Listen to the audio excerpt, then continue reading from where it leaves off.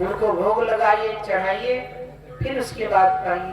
ऐसा कोई व्यक्ति नहीं है जिसके कुल देवता ना हो, कुल देवी ना हो।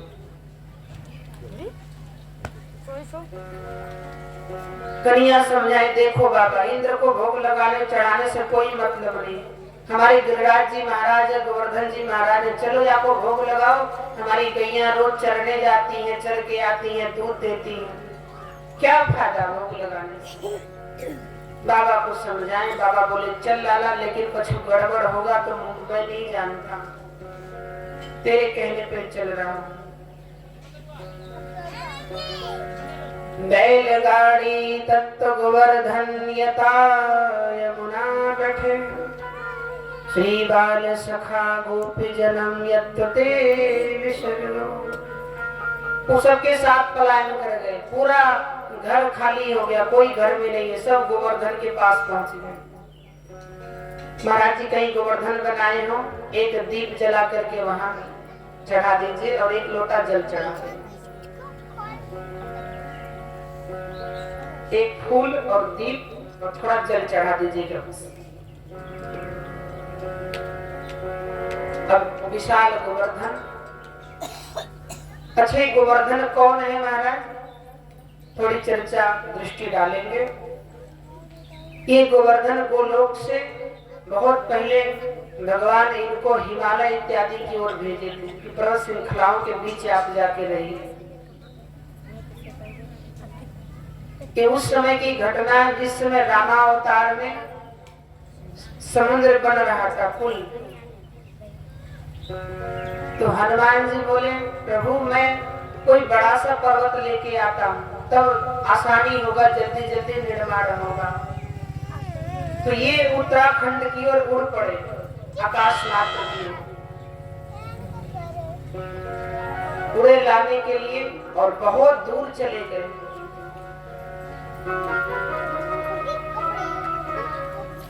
पर्वतों के पास पहुंचे,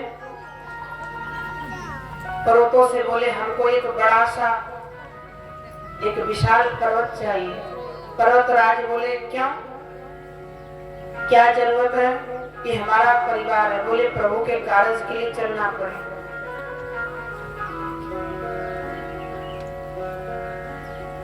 बोले ठीक है, अगर प्रभु का कार्य है तो हम मना नहीं करेंगे, लेकिन इनका ऋण कभी भूलना मत, उपकार कभी भूलना मत।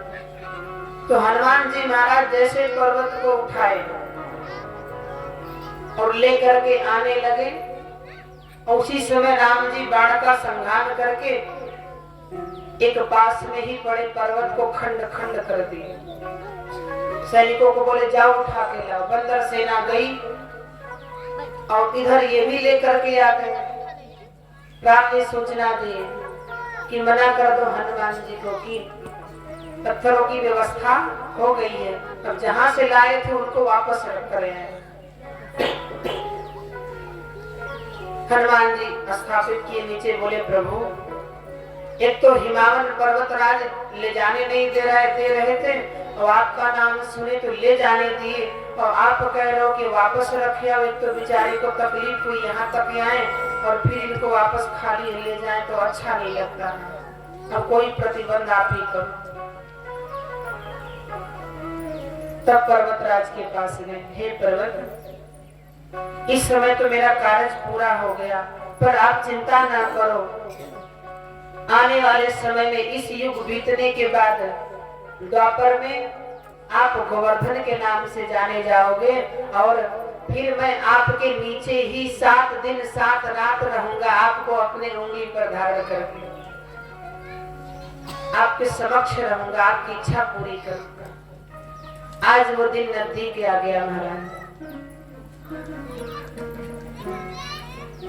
गोपियों को बोले जाओ जल्दी से सब लोग घड़े से जल भर के लाओ, गोवर्धन जी को नहलाओ, तब भोग लगे, पूजा आरंभ हो। अब इतने विशाल गोवर्धन, अब 100 घड़े 200 400 घड़े से क्या होने वाला। तब कन्हैया बोले काम करो, सब लोग हाथ जोड़ो, प्रार्थना करो, हे गिरधारी जी महाराज, हे गोवर्धन महाराज, आप ही कोई कृपा करो। और जैसे पुकारे तब तक गंगा जी प्रकट हो गई, वर्षा होने लगी। बोले भक्तवत्सल भगवान की जय। मध्य वर्षा हुई, गोवर्धन महाराज स्नान बना लिया, स्नान हो गया। और तब तक इंद्र गणों को भेजे कि जाके देखो अभी मेरा आहार नहीं मिला, इतना विलंब क्यों हो रहा है। गण आए, गण बोले महाराज अनर्थ हो गया। क्या? बोले जो प्रसाद भोग आपको चढ़ता था अब आपका सगुर पूजा पाठ बंद। तो बोले आज से गोवर्धन की पूजा चालू। इतना दुस्साहस ब्रजवासियों का, जाओ पूरे ब्रज में हाहाकार मचा दो, इतनी वर्षा करो, इतनी वर्षा करो कि पूरा ब्रज बह जाए पानी। अब वर्षा आरंभ कर दी, इतनी वर्षा होने लगी महाराज, सारे गोपी ग्वाल सब भागे। अब माधुरी की सास थोड़ी टेढ़ी थी, वो हमेशा मना करती थी उसके समक्ष मत जाना, उसके पास मत जाना।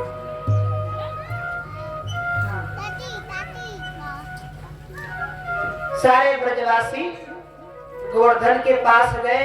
कन्हैया बोले चिंता ना करो। बाबा कहते लाला देख लिया ना, मैं तुझे बोला था कि इंद्र से अगर थोड़ा भोग चढ़ी गया होता तो क्या होता, कहीं ऐसा ना हो हमारा ब्रज ही नामो निशान ही खत्म हो जाए। कन्हैया बोले बाबा क्यों चिंता करते, एक काम करो सब लोग हाथ लगा के गोवर्धन को उठाओ। और जैसे हाथ लगाए गोवर्धन जी महाराज ऊपर जाने लगे। बोले गोवर्धन महाराज की। सभी लोग डंडा लगा दिए गोवर्धन के नीचे और प्रभु अपनी कानी उंगली लगा दी।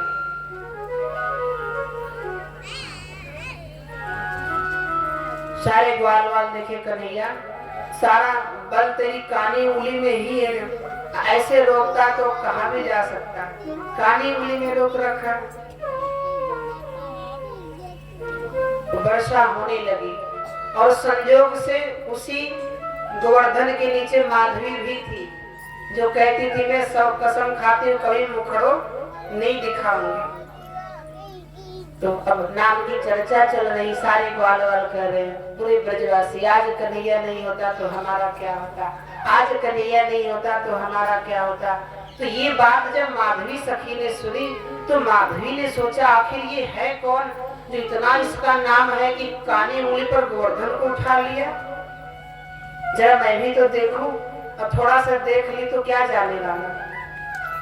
अब धीरे धीरे घूंघट उठाने लगी। अब घूंघट उठा करके पैर का चरण का दर्शन किया।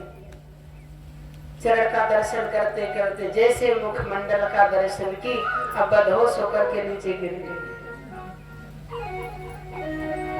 पानी वाली छड़क करके जगह, अरे उठ जा क्या हुआ, उठ जा क्या हुआ। माधवी क्या हुआ। माधवी आंखों में जल लेकर के हाथ जोड़ के खड़ी हो गई।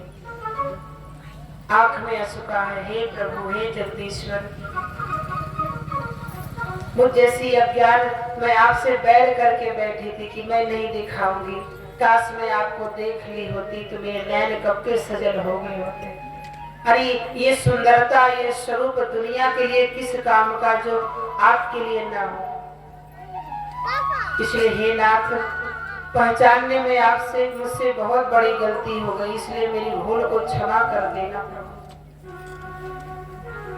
भगवान बड़े प्रसन्न हुए, बोले हे माधवी मांगो तुम्हें क्या चाहिए, मैं बहुत प्रसन्न हूँ। माधवी ने कहा प्रभु मैं कसम खाई थी कि आपके मुखड़ों नहीं देखूंगी, अब मुझे ऐसा वरदान दीजिए कि मेरे और भी जन्म हो तो मैं आपको ही प्रीतम रूप में प्राप्त कर सकूं, आपको अपना बना सकूं। वरदान दिए जाओ कल्याणतर में कलयुग में तुम्हारा जन्म होगा रावण मेड़ात में, रतन सिंह की पुत्री बन के आओ और फिर हमारी तुम्हारी मुलाकात होगी। पता है और जिस संत से भेंट हुई थी मीरा से, वो वही मूर्ति दिए थे जो भगवान पर्वत उठाए थे, सेम वही मूर्ति थी, उसी भी मीरा को मिले थे।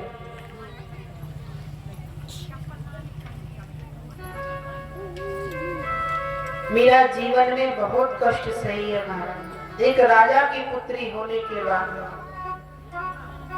मीरा के दादाजी का नाम राव दूधा था। बहुत मानते थे उनके दादाजी। मीरा छोटी सी अवस्था में गुरु बना ली थी। इनके गुरु श्री रविदास जी महाराज हैं। ये क्यों कहते हैं पायो जी मैंने राम रतन धन पायो। मीरा तो कृष्ण की भक्ति करती थी, कृष्ण की दीवानी थी, लेकिन गिरधर गोपाल बोले कि हे मीरा, जब तक तू गुरु नहीं बना लेती तब तक संपूर्ण नहीं हो सकती, जीवन नहीं हो सकता। इसलिए पहले गुरु बनाओ, तभी मुझ तक पहुंच सकती है। रविदास जी से मुलाकात हुई तो दीक्षा दिए। तब मीरा गाती फिरती थी पायो जी मैंने राम रतन धन पायो। दृष्टि गिरधर गोपाल पर, होठों पर नाम पायो जी मैंने राम रतन धन पायो। मेरे तो गिरधर गोपाला दूसरो नाम कोई।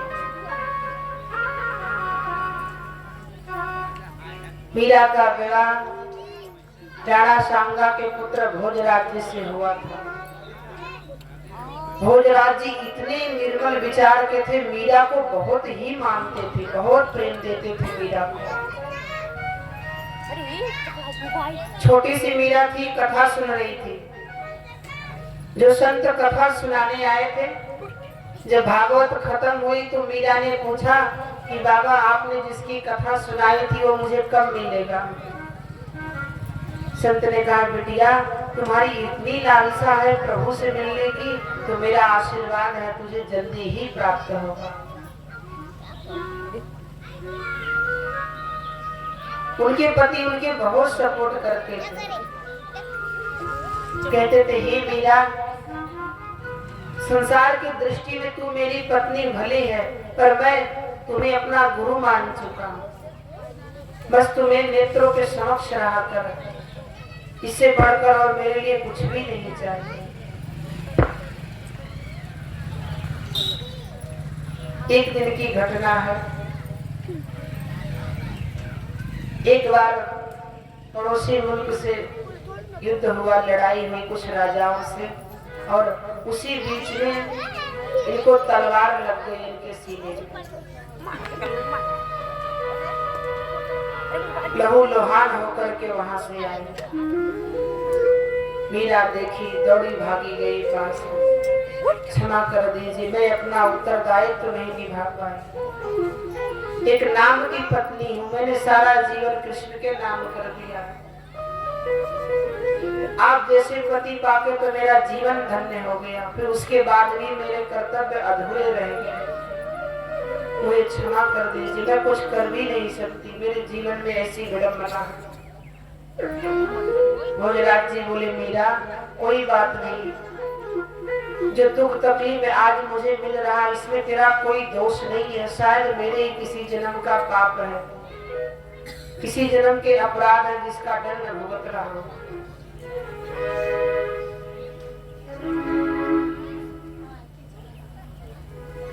भोजराज की बहन राणा ने कहा देख मीरा, कान खोल के सुन ले, अगर कुछ हो गया भोजराज तो तुझे छोड़ेंगे नहीं। अगर तुझे घर में रहना हो तो भजन को छोड़ दे, और भजन करना हो तो घर को छोड़ दे, दोनों में से एक निर्णय ले ले। तो भोजराज जी क्या कर सकते हैं। एक बार मीरा अपना गिटार लेकर के मस्त मगन होकर के नृत्य कर रही थी, गा रही थी, ऊपर जाकर के चली। और भोजराज को लगा कि देखो मीरा कहाँ है, थोड़ा सा मीरा से मिलो। मीरा को पुकारते हुए सीढ़ियों के रास्ते चढ़ करके ऊपर गए, और मीरा इतना मस्त मगन हो गई थी नाचने में, प्रभु के प्रेम में, कि उसको पता ही नहीं कि मैं छत के ऊपर। और जैसे नाचते नाचते मीरा गिरने गई, तब तक भोजराज दौड़ करके हाथ पकड़ लिए, और जैसे हाथ पकड़े भोजराज नीचे गिर पड़े। छत पर जब गिरे तो उनका जख्म जो था उस पे चोट लग गई और सारा रक्त बहने लगा। और जैसे रक्त बहने लगा महाराज देखते ही देखते इतना कहते हुए भोजराज की आंख में आंसू आ गए। भोजराज रोने लगे, हे मीरा, आज मैं तुम्हारा साथ छोड़ के जा रहा हूँ, तुम्हारा साथ छोड़ रहा हूँ। वादा तो किया था पर साथ छोड़ के जा रहा हूँ, मेरी समय समाप्त हो गई। मीरा से कहते, मीरा मुझे माफ कर देना, मैं ये सौगंध लेके रखा था कि कभी तुम्हें स्पर्श नहीं करूंगा, कभी तुझे छूऊंगा नहीं, पर आज गलती से मैंने तुझे स्पर्श कर दिया, तुमको छू लिया, वो भी इसलिए कि तुमको बचाने के लिए, इसलिए मेरे इस अपराध को क्षमा कर देना मीरा। मीरा रोने लगी, हे प्रभु, हे स्वामी, ऐसा क्यों कह रहे हैं आप? आपने तो अपनी मीरा की जान बचाई है, फिर क्यों रो रहे हैं? तो भोजराज जी ने कहा, मीरा, मैंने कभी आपसे कुछ नहीं मांगा, पर मेरी एक छोटी सी मांग है आपसे। पता है, अपने गिरधर गोपाल को कह देना कि मुझे एक झलक दर्शन दिखा दे, मैं उसको देखना चाहता हूँ। बस एक बार अपने गिरधर गोपाल को कह दो। इतना कहते ही जैसे उनके मुख से निकला, तब तक भगवान चतुर्भुज रूप लेकर के भोजराज के सामने खड़े हैं, हाथ में बंसी है। आज बिन शस्त्र अस्त्र प्रभु त्याग करके आए हैं। जब भोजराज जी ने देखा तो भोजराज मुस्कुराने लगे, मीरा, आज मेरा जीवन धन्य हो गया, मेरा जीवन सफल हो गया, जो मैं चाहती थी आज वो संपूर्ण हो गया। हे मीरा, मेरे मुख से निकला क्या कि तू दर्शन करा दे। देख, इतना कहते ही तेरे गिरधर गोपाल मुझे दर्शन तेरे बिना रह नहीं पाए और मुझे दर्शन देने चले आए। देख, तेरे गिरधर गोपाल मुझे लेने आए मीरा। इतना कहते ही भोजराज जी हाथ बढ़ाए और उतने में शरीर उनकी छूट गई। उनकी बहन को पता चला, दौड़ी भागी आई और आकर के लगी खरी खोटी सुनाने, करम जली तूने अपने पति को खा गई, तू जब से आई है तो यहाँ ससुराल में तब से कुछ अच्छा हो ही नहीं रहा है, कहीं कुछ होता है, कहीं कुछ होता है, कहीं कुछ होता है, इससे अच्छा तू ही मरी गई होती हमारे भाई की जगह। बहुत कुछ सुनाने लगी, बहुत कहने लगी। उसी बीच में प्रतिशोध का बदला लेने के लिए सबने विष को भिजवा दिया कि इसको, इसका भी काम खत्म कर दो, तमाम कर दो।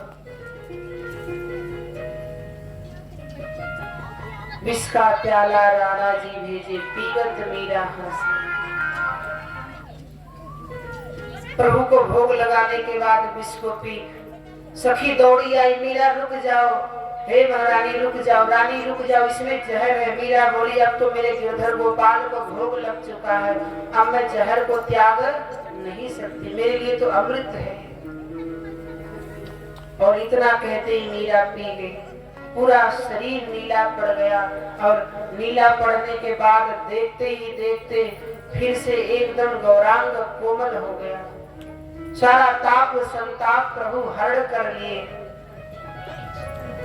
साधक कहता है, यदि जीवन प्रभु को समर्पित कर दो तो आपको कभी गिरने ही नहीं देगा परमात्मा, पर एक बार जीवन सौंप कर तो देखो, विश्वास करके देखो।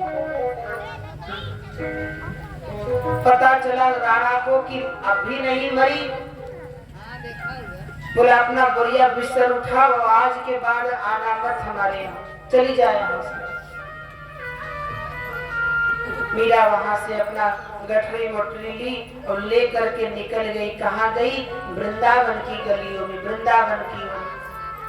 मीरा वृंदावन में कई साल रही है, वहां संतों की सेवा की है मीरा। याद रखना, संत सेवा वैष्णव सेवा कभी मिथ्या नहीं जाता महाराज। संतों ने आशीर्वाद दिए, मीरा जो तेरी कामना है ना वो अवश्य पूरा होगा। कुछ ही समय बाद सूचना आया मीरा के पास कि तुम्हारे माता पिता का देहांत हो गया, वीर कुमारी और रतन सिंह का। अब मीरा प्रभु को धन्यवाद की, हे प्रभु, रिश्ते नाते तो जीव को उलझा कर रखे रखते हैं, फंसा के रखते हैं, मैं समझ गई, आपने मुझे स्वतंत्र करने के लिए मेरे पति को अपने पास बुला लिया और थोड़े रिश्ते के नाते मुझे बांध के रखे थे माता पिता को, आपने उनको भी अपने पास बुला के मेरा मार्ग और स्वतंत्र कर दिया। इसलिए हे प्रभु, अब मैं जीवन पर्यंत इस नाम को गाते हुए गलियों में घूमती रहूंगी। अब मेरी विनती यही है राधा रानी, मेरी विनती यही है राधा रानी, कृपा बरसाए रसना, कृपा बरसाए रसना।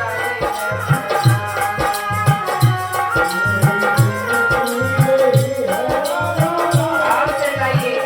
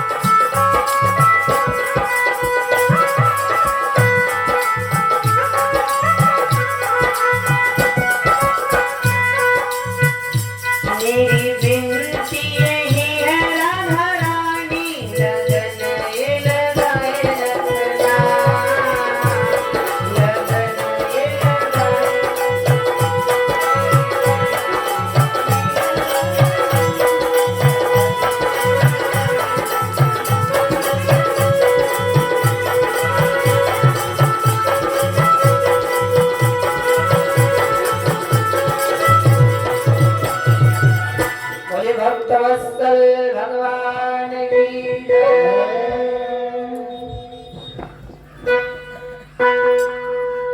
तब तक एक संत ने कहा मेरा यहाँ रहने से कोई फायदा नहीं है। क्यों? बोले तुम्हारे घर गोपाल तो द्वारिका चले गए, द्वारिका में जाओ वहां मिल जाएंगे।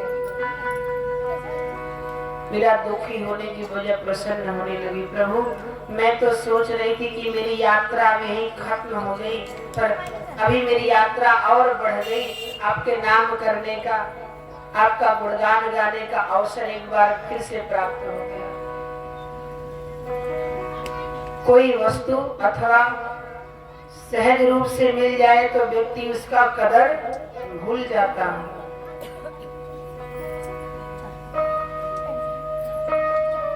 जब तक जिस वस्तु का मूल्य पता ना हो हम उसकी कदर नहीं समझ सकते। पिता कमाता है, बेटा उड़ाता है। कभी कभी पिता कह भी देता जिस दिन कमाएगा ना उस दिन पता चलेगा। जब मेहनत का पैसा व्यक्ति कमाता है फिर एक एक रुपये पर ध्यान रखता है, कहाँ खर्चा हो रहा है, कहाँ लग रहा है, कहाँ जा रहा है। तो जीवन में परिश्रम मेहनत भी बहुत जरूरी है। कोई चीज फ्री का मिल जाए तो समझ लेना कि दाल में कुछ काला है। फ्री की वस्तु पर कभी भरोसा मत करना। आजकल के युग में बहुत फ्रॉड चला है महाराज, बहुत स्कैम चला है ठगने का। तो इसलिए हमेशा सतर्क सावधान रहना चाहिए। अब ये घटना घटी जल्द में हमारे यहाँ सूचना आई कि दो चार लोग घूम रही थी शिव चर्चा के नाम पर। किसी की निंदा नहीं कर रहे, सच्चाई बता रहे। कोई नहीं होगी और पूरे घर से मांग रही थी 500 दो, आपके नाम की शिव चर्चा हम कराने जा रहे हैं, 500 दो। बाद में पता चला कि वो तो फरार हो गए लेकर के। जो जो दे रहे थे सर पकड़ के बैठे थे, भगवान मेरी मती मारी गई थी। तो कोई कदम उठाओ, कुछ भी करो, जांच पड़ताल कर लेना चाहिए। हमने पहले भी सावधान किया, कोई द्वार पर आए, देखो भोजन का दुलार है, भोजन करवा दो, तो बिल्कुल कुछ नहीं है तो 10-20 दे दो, और ज्यादा आडंबर में अटकोगे तो ले जाएगा ठग कर लूट कर।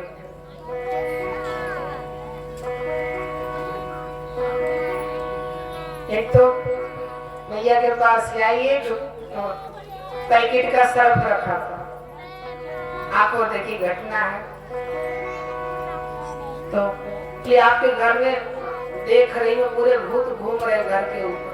अच्छा भगा दो भैया, जल्दी से भगा तो दूंगी पर कुछ काम करना होगा। क्या बोले? काम कर जाओ, एक अच्छी सी साड़ी लेकर के आओ।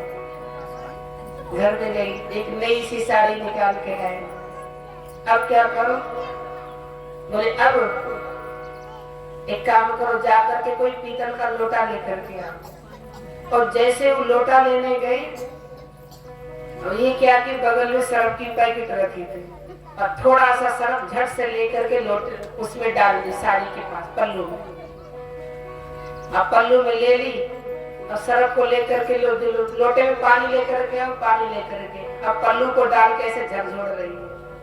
और झकझोड़ने लगी तो उसका झाग जो है निकलने लगा। देखो जितने झाग है इतने भूत है तुम्हारे घर में। अच्छा सही कह रही, मुझे तो पता नहीं। और सर्फ बगल में रखा हुआ, बहुत सारे भूत हैं। एक काम करो, ये साड़ी ये लोटा दोनों दे दो, 1000 रुपया दे दो, जा करके इसको कहीं करवा दूंगी, करा धरा दूंगी, तुम्हारे घर से सारे भूत भाग जाओगे। तो 2-4 लोग तमाशा दूर से देख रहे थे लीला। पहुंच गए, ए भैया एक काम करो, जरा अपना ये साड़ी बाहर तो करो। जब बाहर के उठाए तो उसमें कड़ छोटा छोटा था, जो सर्फ का कड़ होता है उसमें अभी भी था। तब दिखाए कि देखो ये हम लोग देख रहे थे, सर्फ डाल करके कह रहे कि पूरे घर पे भूत छाए हुए हैं। अब डंडा उठाए, सब चली भाग।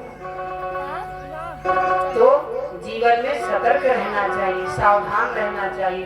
सावधानी हटी तो दुर्घटना घटी।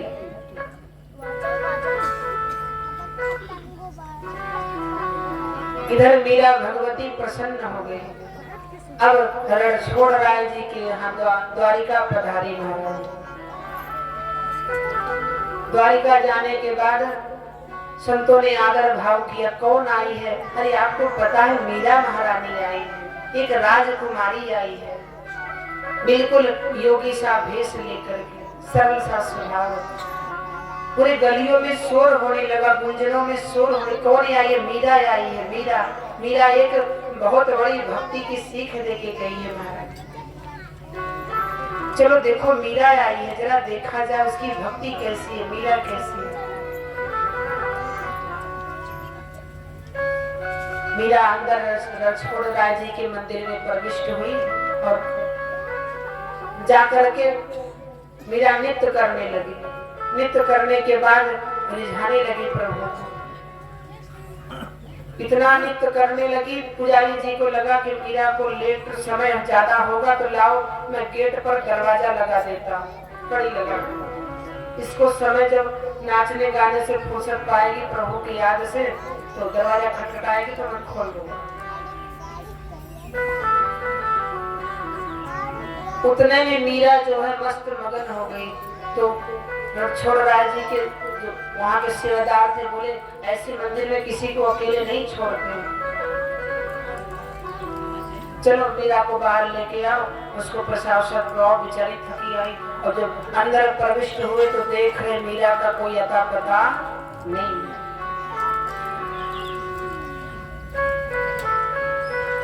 मीरा पहले ही जा करके नृत्य करते करते प्रभु को जाके हृदय से लगा ली और जैसे मूर्ति को गले से लगाई, भगवान साक्षात प्रकट होकर के मीरा को शरीर सहित अपने आप में समाहित कर लिए। तो पहचान कैसे चला कि मीरा मूर्ति में समा गई? जो सारे संत इत्यादि इकट्ठा हुए तो देखे जो मीरा का प्लेट था साड़ी का, वो प्लेट बाहर था। मीरा अंदर प्रविष्ट हो गई, उसका प्लेट बाहर रह गया था। इसलिए आप द्वारिकाधीश की मूर्ति को देखिएगा तो साड़ी का प्लेट आज भी बनाया जाता है। मीरा प्रविष्ट हुई, आज भी साड़ी का प्लेट दिया जाता है प्रति मीरा के प्रति के रूप में, दुनिया याद रखे। अच्छा, द्वारिका मंदिर की एक बहुत बड़ी खासियत है। द्वारिका के मंदिर की तीसरी सीढ़ी जाते समय जाओ, पर वापस आते समय कभी तीसरी सीढ़ी को चढ़ना नहीं चाहिए। तीसरी सीढ़ी को नाक करके नीचे आओ। क्यों? क्योंकि प्रमाण है जो द्वारिका की तीसरी सीढ़ी पर दर्शन करते आते समय चढ़ गया तो उसके सारे पुण्य नष्ट हो जाते हैं दर्शन। फिर ऐसा क्यों है? एक बार की बात है, भगवान द्वारिकाधीश बोले थे कि जो मेरे द्वारे आ गया उसको यमराज छू नहीं सकता। जो मेरा दर्शन कर लिया यमदेव उसको नहीं छू सकते, उसको दंड नहीं दे सकते। तो यमराज ने बोला महाराज आप ही बताओ, अगर सारे पापी पाप करके आपका दर्शन कर ले तब तो पूरा खेल ही खत्म होगा, तो फिर ये यमपुरी किस काम की? उसको ही बंद करो। क्या चाहते हो? बोले आपने तो कह दिया, लेकिन मेरी बात सुन, मुझे कोई ऐसा मार्ग दो कि आपका भी काम हो जाए मेरा भी काम हो जाए। तो द्वारिकाधीश बोले काम करो, आज से मेरे मंदिर की तीसरी सीढ़ी पर तुम्हारा निवास होगा और जाते समय भले लोग चढ़ करके जाएं, पर आते समय जो तीसरी सीढ़ी पर चढ़कर आ गया उसके सारे पुण्य नष्ट हो जाएंगे। अब तुम उसको ले जा सकते हो। इसलिए कोई व्यक्ति हुआ अगर तीसरी सीढ़ी को नाग लिया, नहीं चढ़ा मेरा दर्शन करते समय आके, तो फिर तुम उसको हाथ नहीं लगा सकते। मेरे पार्षद ही उसका अधिकारी है। बोले भक्तवत्सल भगवान की आज माधवी प्रसन्न होगी। प्रभु गोवर्धन उठाए। इंद्र जब देखे कि इतनी वर्षा होने के बाद अभी कोई खबर नहीं आई, तब इंद्र स्वयं आकर के देख रहे हैं तो पूरे ब्रजवासी गोवर्धन के अंदर झूम रहे हैं, नाच रहे हैं, गा रहे हैं। 7 दिन 7 रात हो गया। तब आके तक्षण चरणों में गिरे, हे प्रभु अब मैं आपको पहचान लिया। नारद जी बोले जल्दी जाओ, कहीं खेल बिगड़ ना जाए, कहीं ऐसा ना हो कि तुम सिंहासन से सीधा नीचे आ जाओ। हमेशा के जाके प्रणाम किए, प्रभु समझाए, फिर भी प्रसन्न हुए कि चलो तुम्हारी मानसिकता अच्छी नहीं थी। पहला सोच रहे थे इतना वर्षा कराओ कि पूरे ब्रजवासी बह जाए, किंतु तुम्हारे इस कार्य से हम सारे लोग इकट्ठा हो गए, 7 दिन नाचे गाए धूमधाम से, इसलिए प्रसन्न भी हैं। बोले भक्तवत्सल भगवान की। तब प्रभु पूरे ब्रजवासियों को लेकर के आए। अब उसी दिन से गोपियां इतना विभोर हो गई प्रभु के प्रेम में और सबको वरदान दे दिए थे, मैया को, बाबा को, गोपियों को, सबने कछु मांगा था। गोपियां कहती देखो हम तो सीधा सा फंडा जानती, हमको कुछ भी नहीं आता, एक ही साथ जो प्रेम गली में आए नहीं, प्रियतम का ठिकाना क्या जाने, जो प्रेम गली में आए नहीं, प्रियतम का ठिकाना क्या जाने।